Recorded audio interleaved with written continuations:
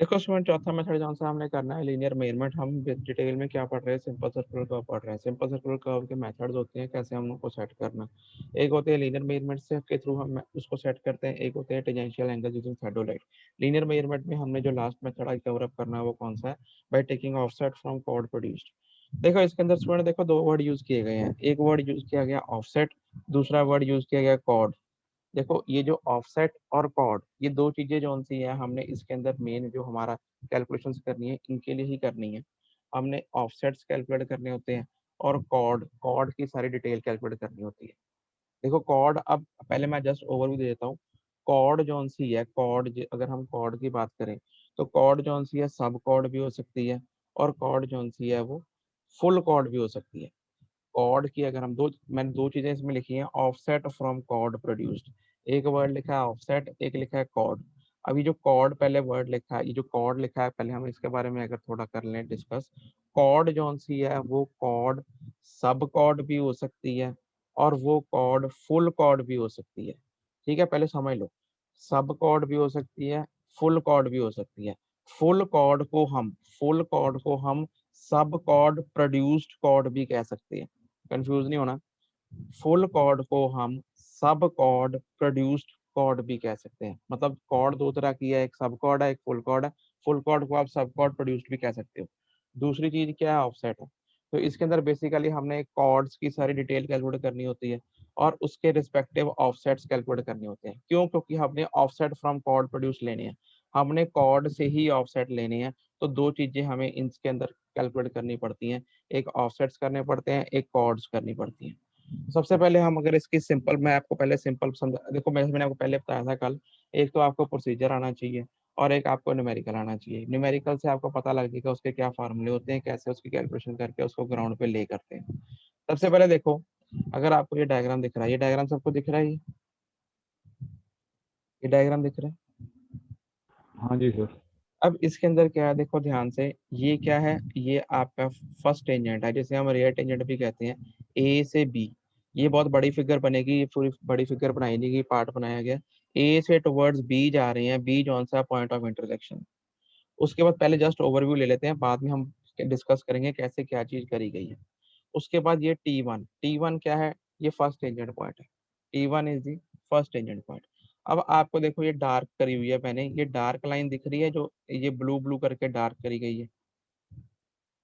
ठीक है, ये जो डार्क करी गई लाइन है, ये दिख रही है सबको, ब्लू वाली।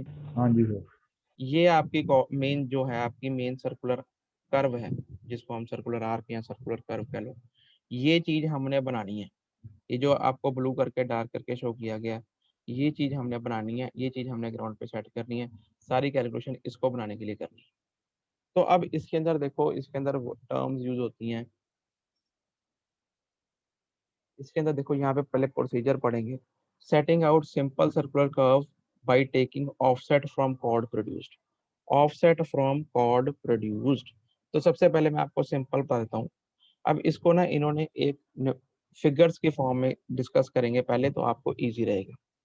सपोज कर लो कोई भी आपके पास सिंपल सर्कुलर कर्व, आपने सिंपल सर्कुलर कर्व ले करनी है, उसके पास आपका बाय मेथड कौन सा फॉलो करना है, by taking offsets from chord produced. अब इसके अंदर हमने क्या करना है, दो चीजें हमको पता होनी चाहिए, जैसे मैंने आपको पहले ही बताया था। दो चीजें आपको पता होनी चाहिए, एक रेडियस ऑफ द कर्व पता होनी चाहिए, ये पहले डिसाइड हो जाती है, रेडियस ऑफ द कर्व, और दूसरा डिफ्लेक्शन एंगल। सारी कैलकुलेशन सब सारा काम जो है इन दो चीजों के ऊपर ही बेस्ड होता है। तो रेडियस ऑफ द कर्व या डिफ्लेक्शन एंगल, दोनों चीजें जो सी हैं आपको पता होनी चाहिए पहले, आर की वैल्यू और फाई की वैल्यू। अब सबसे पहले देखो, सबसे पहले हमने क्या करना है, मैं जस्ट पहले फिगर में बता देता हूँ। अब इसके अंदर क्या है, सबसे पहले ये है रेयर टेंजेंट, ये जो सा बी है पॉइंट ऑफ इंटरसेक्शन है, टुवर्ड पॉइंट ऑफ इंटरसेक्शन इसमें शो नहीं कर रहे क्योंकि ये कर्व बड़ी बनती है, पार्ट उसका शो किया जा रहा है। सबसे पहले हमने क्या करना है, पॉइंट ऑफ एक रेयर टेंजेंट मार लेनी है, रेयर टेंजेंट लगा ली, सेट कर ली। उसके ऊपर कोई भी पॉइंट उस पर चूज कर लेना, B point, that will be the point of intersection. और कितना डिफ्लेक्शन एंगल होगा उस बी पॉइंट से, उतना डिफ्लेक्शन एंगल सेट करके उस बी पॉइंट के ऊपर फॉरवर्ड टेंजेंट लगा लेनी है। इस फिगर में फॉरवर्ड टेंजेंट नहीं दिख रही, क्यों नहीं दिख रही, क्योंकि बड़ी कर्व है। बी जौन सा पॉइंट ऑफ इंटरसेक्शन देगा। अब बी पॉइंट से हमने क्या करना है, जितनी टेंजेंट लेंथ रहेगी, टेंजेंट लेंथ का फॉर्मूला आपको बताया था क्या होता है, R tan five by two, R multiply by tan of five by two. तो जितनी वैल्यू आ गई उस B point point of intersection से, उतनी टेंजेंट लेंथ काट लेनी है, हमारे पास टी वन पॉइंट आ जाएगी।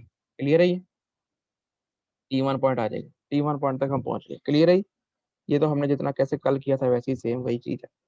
तो T1 पॉइंट आ जाएगा। क्लियर है? ठीक है। हाँ जी सर। तो ऐसे ही जो बी पॉइंट होगा, इंटरसेक्शन पॉइंट होगा, वहां अगर दूसरी जो टेंजेंट बन रही होगी उसके ऊपर हमने B T2, इसमें शो नहीं हो रहा, वैसे ही वहां पे T2 जो सा एंड पॉइंट, वो ये T1 फर्स्ट टेंजेंट पॉइंट हो जाता है, T2 जो सा सेकंड टेंजेंट पॉइंट कह लेते हैं, वो भी हमने उधर मार्क कर लेना। हमको 2 पॉइंट मिल जाएंगे, एक हमें T1 मिल जाएगा, दूसरा T2 मिल जाएगा।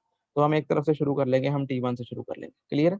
ये T1 से सारी कर्व बनानी शुरू करी गई है by the method of offset from chord produced. Clear है? अभी तक जितना समझाया क्लियर है? हाँ जी सर। तो अब इसके अंदर हमने क्या करना है, इसके अंदर जैसे कि मैंने आपको नाम बताया था, नाम में 2 चीजें हैं, एक है कॉर्ड, दूसरी है ऑफसेट। एक हमने सारी कॉर्ड की डिटेलिंग कैलकुलेट करनी है, एक हमने सारी ऑफसेट की डिटेलिंग कैलकुलेट करनी है। कैलकुलेशन करनी है, उसको ग्राउंड पे अप्लाई करना है। ठीक है, कैलकुलेशन करनी है फॉर्मूले से, उसको ग्राउंड पे अप्लाई करना है।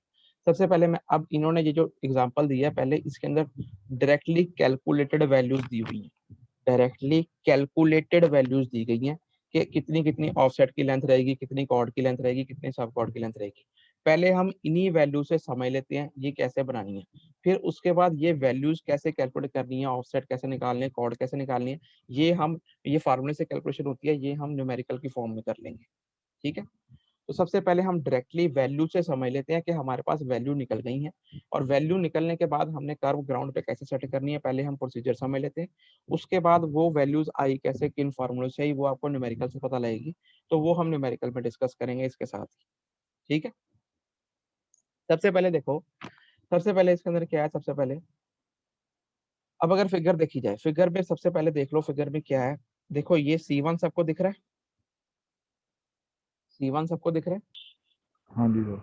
ये C1 क्या है, C1 जो सा है ये फर्स्ट सब कॉर्ड है। C1 क्या है, फर्स्ट सब कॉर्ड है। देखो फर्स्ट वाली कॉर्ड और लास्ट वाली कॉर्ड ये सब कॉर्ड कहलाती है। फर्स्ट वाली कॉर्ड और लास्ट वाली कॉर्ड ये सब कॉर्ड कहलाती है। तो ये जो C1 है ये फर्स्ट सब कॉर्ड है। ठीक है जी, फर्स्ट सब कॉर्ड इज दी C1। उसके बाद नेक्स्ट ये C2 दिख रही है सबको, ये C2, हाँ जी सर। ये C2 कौन सी है, ये सब कॉर्ड नहीं रहेगी, ये फुल कॉर्ड कहलाएगी, क्योंकि ये बीच वाली है, ये फुल कॉर्ड है, या इसे हम सब कॉर्ड प्रोड्यूस्ड भी कह सकते हैं। ठीक है जी, ये फुल कॉर्ड है, या इसे हम सब कॉर्ड प्रोड्यूस्ड भी कह सकते हैं। इसी के बाद ये C3 दिख रही सबको, ये हाँ जी C3, सर।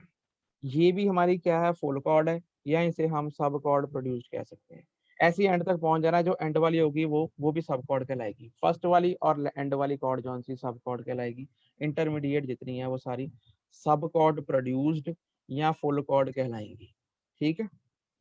उसके बाद नेक्स्ट नेक्स्ट जो चीज है मैंने समझानी है, ऑफसेट। ऑफसेट क्या होता है, देखो प्रैक्टिकली देखो, ये C1 अगर हमने, ये C1 हमारी T1 से लेके E1, ये क्या है, ये फर्स्ट सब कॉर्ड की लेंथ है, T1 से लेके E1 ये फर्स्ट सब कॉर्ड की लेंथ है।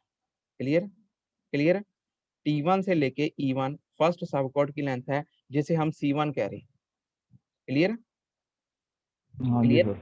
अब ये E1 से लेके E तक का ये जो ऑफसेट है, इसे हम ऑफसेट कहते हैं। E1 से लेके E तक का जो डिस्टेंस है, इसे हम ऑफसेट कहते हैं, जिसको इसने O1 कहा है।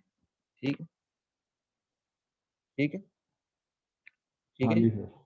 ऐसे ही ये E2 से लेके F तक का डिस्टेंस, ये भी ऑफसेट है, जिसे उसने O2 कहा है। ठीक है, ठीक है। ऐसे ही ये FR जो लिखा है से लेके G तक का डिस्टेंस, ये भी ऑफसेट है, जिसे इसने O3 कहा है। ठीक है, क्लियर है? एक है सब कॉर्ड, दूसरी है फुल कॉर्ड, फुल कॉर्ड को सब कॉर्ड प्रोड्यूस कह सकते हैं, तीसरा है ऑफसेट। सारी कैलकुलेशन इनके लिए करनी है, सारी कर्व इनसे ही ले होनी है। क्लियर है ये? हाँ जी Clear सर। है? अब करनी कैसे है, देखो वैल्यूज से पहले देखेंगे। सबसे पहले हम क्या करेंगे, इसने समझा दिया ये C1 C2 C3 क्या है, O1 O2 O3 क्या है, सब कुछ ठीक है। ये फार्मूला जो सा है, अभी मैं आपको आगे न्यूमेरिकल से बताऊंगा। ये ऑफसेट निकालने का ये फार्मूला है, इससे ऑफसेट की लेंथ कैलकुलेट की जाती है। ये हम न्यूमेरिकल में करेंगे, पहले आप समझ लो कैसे कर्व बनाई गई है। ठीक है, ठीक।